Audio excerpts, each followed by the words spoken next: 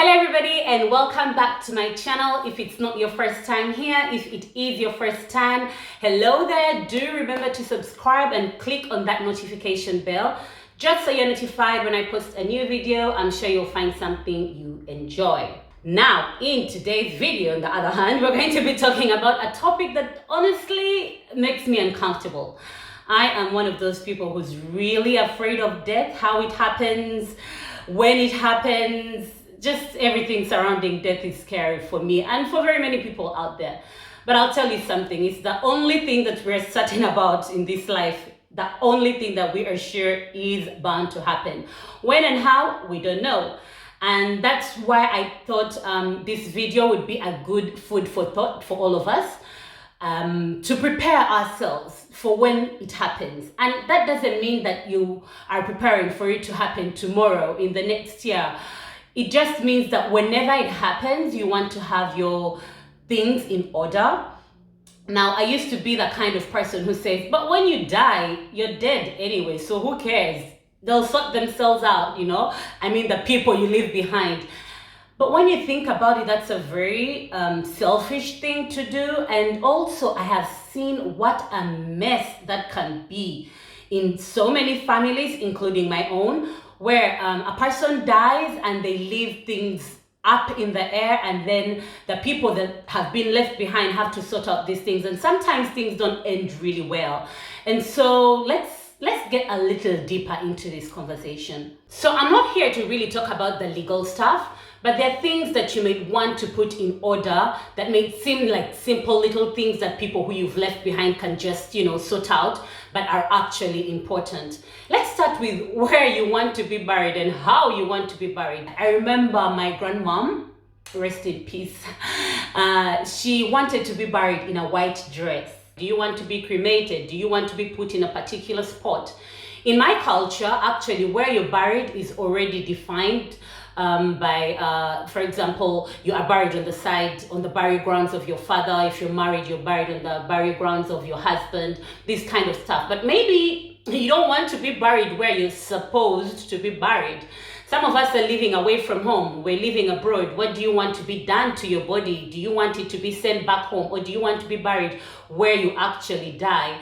Right now, there is also insurance for your body to be taken back home. You can pay for that. You can already have that in order. Like, your family and friends don't have to go around trying to find money to take your body back home, because that's expensive. I mean, if you're living abroad. So those are things that maybe you haven't thought about. You're thinking, okay, when I die, they'll probably ask for money around and, make some sort of,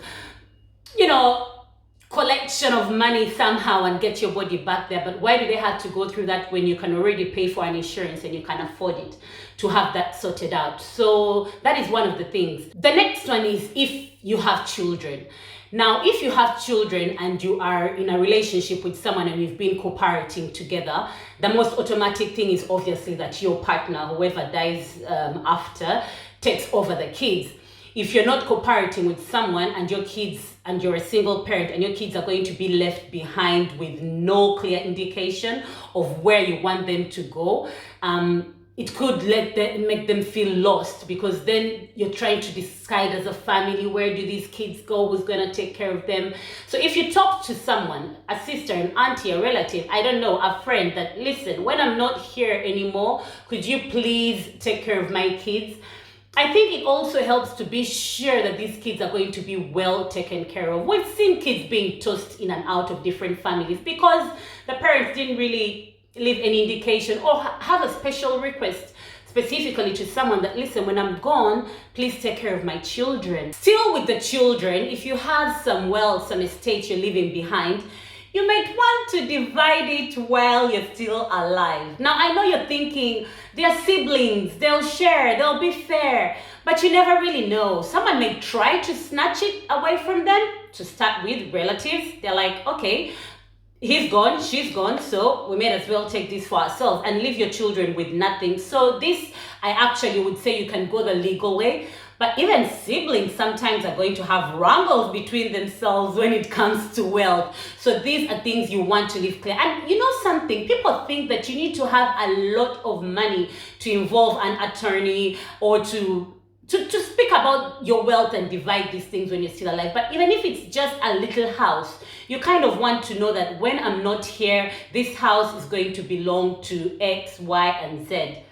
If you have children, I think it's much more important. But even if you don't have children, you want to know that your property is going to go to the people who you want it to go to, people who are going to take care of it the way you would have if you were still alive. We are talking about things you need to take care of for when you die. But maybe it won't even be a case of death. It may be a case of a bad health condition and you can't function properly and you can't make some very important decisions. For example, an operation has to be done on you in the hospital and someone has to decide on that. So it's also very important that you put a next of kin on everything, on your bank accounts, on your medical records. It's very important to have a next of kin who can make some very big decisions, even if you're not dead, but you're not in position to mentally function properly. So someone may be wondering, okay, you're going to talk about these things, but how sure are you that they're going to be fulfilled anyway? If you're talking to a trusted person, a family member or a friend that is actually someone you trust fully, you may not need to have it written. Though I really think that it's important to have things written, because when things are not written, it's kind of like one person's word against another person's word. So I said I wasn't going to get into the legal stuff. If you have a big estate or if you have a lot of stuff you're leaving behind, you may want to really get legal advice on how to go about that. For the other simpler things, you still may want to write it down and put it in a safe place or give it to this person. Or you might want to discuss it with more than one person. So personally, my family, we talk about these things. So the whole family kind of has an idea what everyone else wants to be done if that happens, when it happens. So it's very important that you have these things kind of written somewhere just to have the proof. And that's about it, guys. Just try to have your matters in order while you still have the right mental and physical health. It could save your family, your friends, a lot of trouble and also a lot of misunderstandings. I don't know how you guys feel about this, so let me know down in the comment section. And if you have any more things that you think people should, have a look at when they are still alive to prepare for that magic moment, which is going to happen to all of us, please leave me a comment down in the comment section, and see you in my next video. Bye bye.